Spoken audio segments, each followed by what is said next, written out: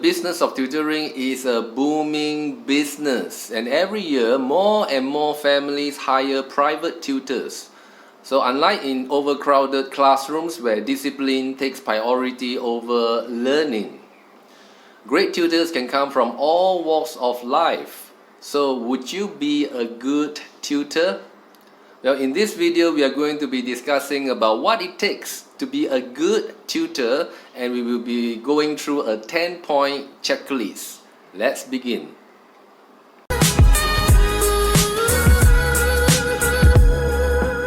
The first point is passion for teaching.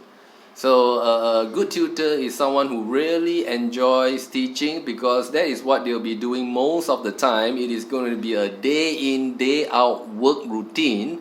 So it can either be an enjoyable job or it can be a daily grind for some, and that can be stressful. So if someone is passionate about teaching, his teaching and his class will be very lively and encouraging, and he'll be able to do well in this job. Two is being professional. At the end of the day, all of us have different challenges in life. Sometimes we just get up on the wrong side of the bed, and then we may not be in a good mood. And regardless of our mood or feelings for a particular day, when we go to the student's house, we need to be professional. We need to put away all our bad mood or anxiety behind us, and then we just have to be totally absorbed and focus on the student and to encourage the student. So that is being professional. At the same time, being professional also means that we don't get easily offended. We shouldn't be too sensitive. Sometimes at the end of the day we are dealing with kids, so sometimes they might say or do something that can be harsh, or it can hurt our feelings. So by being professional, being easily offended, that can help us to stay long in this job. A good tutor needs to be organized. Organized in terms of scheduling, because sometimes they need to have 2 lessons in the morning and probably 3 lessons in the afternoon. So a tutor needs to be organized to schedule his time so that he's able to have adequate time for rest, to travel to the student's place and back, and travel from one student's house to another student's house. So if it's organized, then it'll be enjoyable, it won't be stressful. At the same time, he needs to be organized in terms of being able to see what are the students' needs. Be quick to identify what are a particular student's strengths and weaknesses, and based on the weaknesses he's able to devise a lesson plan that is logical, in a logical sequence, so that the student is able to learn in a nice way and not get confused with the lesson. Number 4, friendly.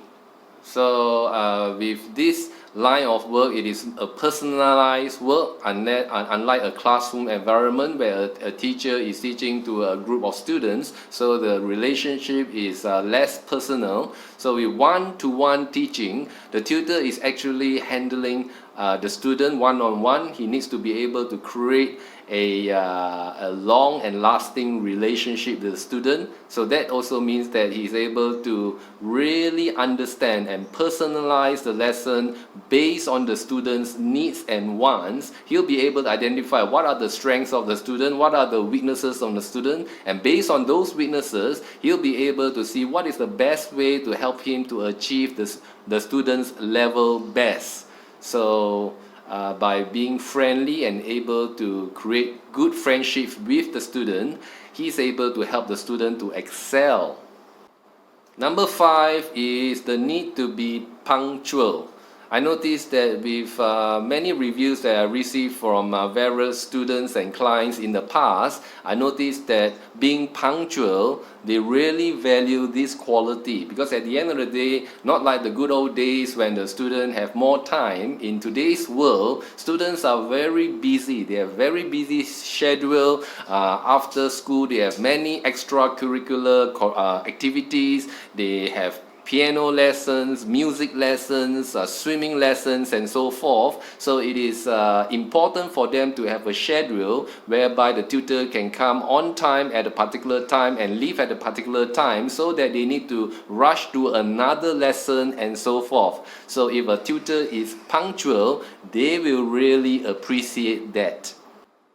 Number 6 is patient. So a tutor needs to be very patient, because at the end of the day, they are dealing with different students with different learning capabilities, and some of them needs the time to be able to absorb a particular point. So it is important, it is essential for a tutor to be patient, because when they are impatient, their tone of voice will affect the student, and they would pick up really quickly, and the relationship will quickly turn sour. So patience is an essential virtue or quality that a tutor must have in order to help different types of students with different learning abilities or capabilities.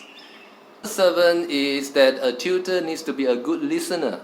Good listener in terms of looking at the signs for the student or even the parent. He needs to be a good listener to be able to pick up not just the verbal communication or the verbal signs, but also the non-verbal signs. Meaning to say, he should be able to discern a certain body language or behavior that a student or the client or the parent is displaying, and that actually with time and experience, a tutor is able to see what are some of the hidden messages that the student is sending, and by being able to have that insight, the tutor is in a position to see what is a better way to fill their need or demand or expectation, and to be able to effectively tackle them in a really effective way.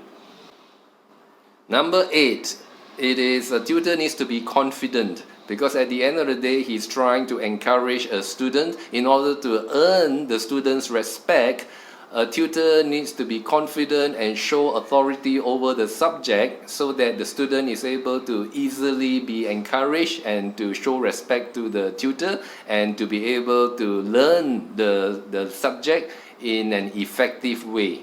Number 9 is honesty.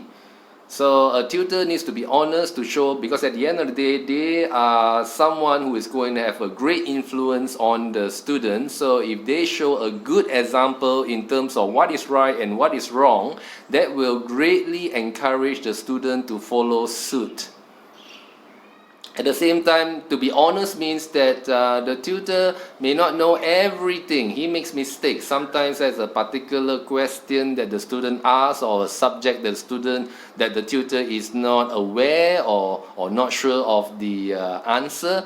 He or she should not be shy to admit that he doesn't know how to answer the question, and that he will do the necessary research so that he will be able to get back on the student. Because at the end of the day, a tutor needs to convey accurate knowledge and teaching to the student, so that the student is able to improve in the right way.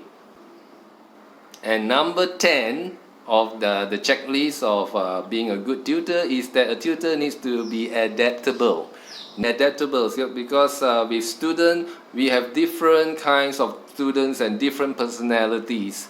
So if a tutor is adaptable, they are able to adapt to their different needs and wants. For example, some of the students can just have a straight 2-hour lesson, and we are able to go by easily, while other students have a shorter attention span, and they need some regular breaks, or they need some time to talk about other things, so that they are able to stimulate their interest and then continue with the lesson. So a good tutor will be able to adapt to different personalities, and if he can do so, he will be able to have a higher earning capacity, because he don't have to pick the students that he is comfortable with. He is adaptable. He is able to face different kinds of students with different challenges, and then it is good for his earnings, At the same time, he needs to be adaptable in terms of the students' schedule. So our students are busy, and some of them need to have the lesson in the morning, some of them need to have the lesson in the afternoon,